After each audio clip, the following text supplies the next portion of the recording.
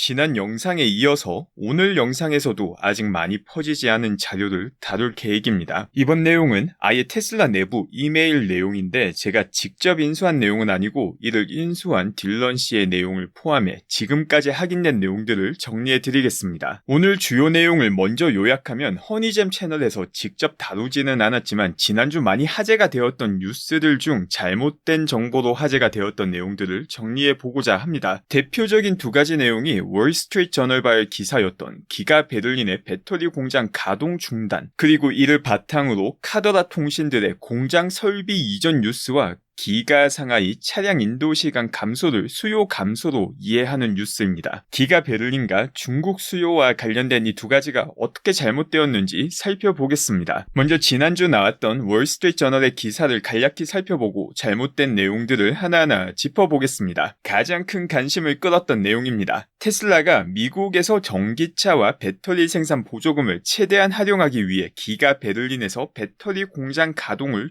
중단한다는 내용, 그리고 이 정보를 내부 정보를 가진 사람들로부터 입수했다는 내용입니다. 결론적으로 정보를 준 사람들 혹은 월스트리트 저널에서 모두 뻥을 친 것입니다. 이게 뻥이라는 증거는 한둘이 아닌데 하나하나 살펴보겠습니다. 먼저 기가 베를린을 아주 상세히 모니터링하는 테슬라 커뮤니티 멤버분들의 자료입니다. 기가 팩토리 베를린님이 9월 10일 열렸던 테슬라 시티즌 미팅에서 테슬라 시니어 스태프가 베를린의 배터리 공장 내부와 외부 모두 계획대로 진행이 되고 있다고 밝힌 사실을 공유해 주셨습니다. 그리고 기가 베를린을 매일마다 드론으로 촬영하는 토비아스 님도 이 내용을 뒷받침하는 드론 촬영 영상과 함께 기가 베를린에 설치되어 있는 배터리 설비를 미국 공장으로 보내지 않을 것이라고 테슬라 측에서 확인해 줬다는 내용을 공유하셨습니다. 그리고 마지막으로 테슬라 내부 이메일을 입수했다고 밝히신 딜런 씨께서도 위 내용을 모두 재확인하고 추가 내용도 더 정리해 주셨습니다. 아래 내용이 딜런님께서 테슬라 내부 이메일을 통해서 입수했다고 알려주신 내용입니다. 기가 베를린에서 배터리 일렉트로드 생산이 최대 속도로 계속될 것이고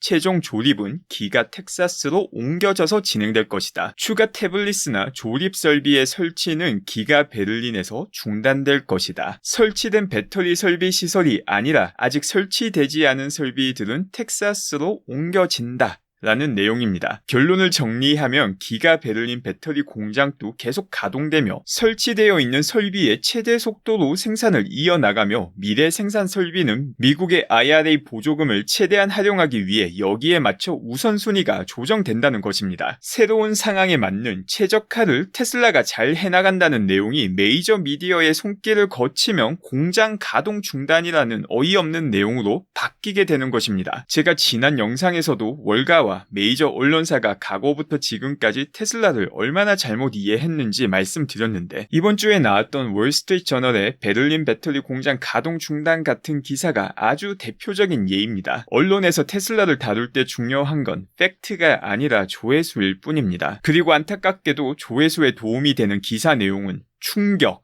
경악, 망했다 같은 모든 생물이 가지고 있는 생존 본능을 자극하는 부정적인 헤드라인을 가진 뉴스입니다. 심지어 월스트리트 저널이라는 어느 정도 평판이 있는 미국의 주요 매체도 이처럼 부정확한 정보로 조회수 낚시를 하는데 다른 언론사들은 어떨지 굳이 설명하면 입 아픈 이야기가 될 것입니다. 두 번째 잘못된 내용은 중국의 인도 대기시간 감소를 수요 감소와 연관 짓는 내용입니다. 소이어님께서 중국에서 모3와 모5의 대기시간 변화를 한눈에 볼 수 있게 정말 잘 정리해 주셨습니다. 각 모델별로 지금 대기시간과 과거 대기시간을 가로 안에 표시해 주신 내용이고 이 중 눈에 띄는 내용이 과거 최소 6에서 10주를 기다려야 되던 모델들도 빠르면 1주로 대기시간이 단축되었다는 내용입니다. 실제 중국 테슬라 사이트에서 대기시간을 확인해 봐도 같은 내용을 볼 수 있습니다. 그리고 이 내용을 가지고 중국 수요에 문제가 있는 것 아니냐는 이야기가 나오는데 이런 주장이 장님이 코끼리 만지며 상아를 만진 사람은 무, 머리를 만진 사람은 돌이라고 말하는 것과 똑같은 이야기입니다. 전체 흐름과 맥락 자료가 존재함에도 불구하고 하나의 자료만 보면서 이상한 결론을 도출하면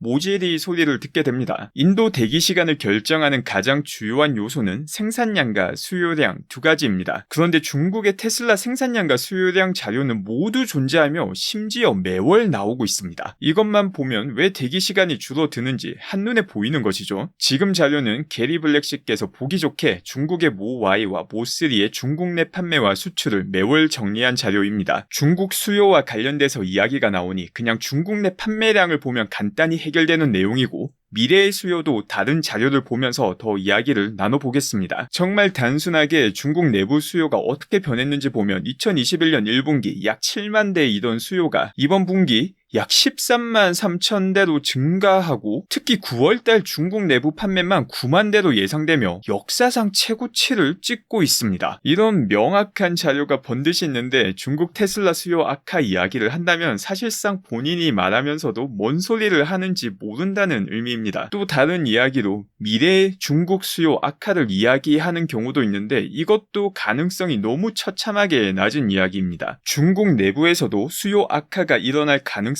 적고, 또 중국에서 수출하는 물량의 수요가 악화될 가능성도 아주 낮습니다. 먼저 중국과 전 세계의 전기차 수요가 어떻게 변화하고 있는지 데이터를 통해 보겠습니다. 지금 보시는 자료는 EV 볼륨지에서 나온 주요 시장별 전기차 침투율입니다. 중국이 계속해서 가장 가파르게 올라가며 세계 주요 시장 중에서 가장 높은 침투율을 보여주고 있습니다. 중국 정부가 전기차 시장의 중요성을 얼마나 크게 생각하는지 알고 있다면 이 트렌드가 갑자기 꺾일 가능성은 뒷구르기를 하면서 봐도 없습니다. 이 중국 내 침투율과 전 세계 침투율 증가를 뒷받침하는 자료가 우리가 방금 살펴본 기가상하이 공장 판매량입니다. 중국 내부에서도 판매량이 엄청나게 올라가지만 지난 2년간 계속해서 동시에 수출 물량도 가파르게 증가하고 있다는 내용을 볼 수 있습니다. 결론적으로 중국 내부 수요와 수출 수요 모두 증가하고 있습니다. 그런데 왜 9월 대기 시간이 감소했는가? 그만큼 생산량이 폭증하는 수요와 발맞춰 폭증했기 때문입니다. 제품 판매에 정말 문제가 생겼다는 적신호는 재고가 쌓일 때입니다. 그럼 테슬라의 재고 현황도 확인해보죠.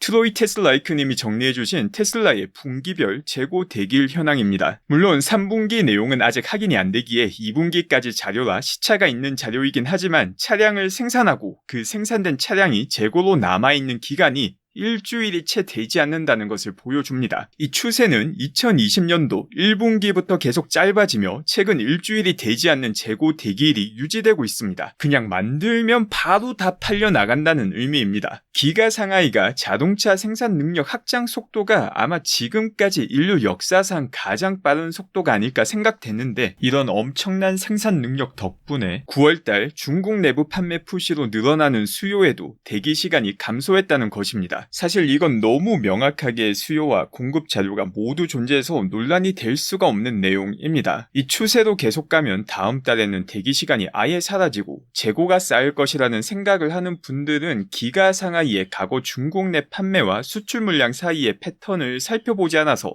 그런 이야기가 나오게 된 것 같습니다. 오늘 영상은 이렇게 월스트리트 저널에서 나온 잘못된 기사와 중국 내 수요에 대한 정보들을 바로 잡아보는 내용으로 정리하겠습니다. 감사합니다.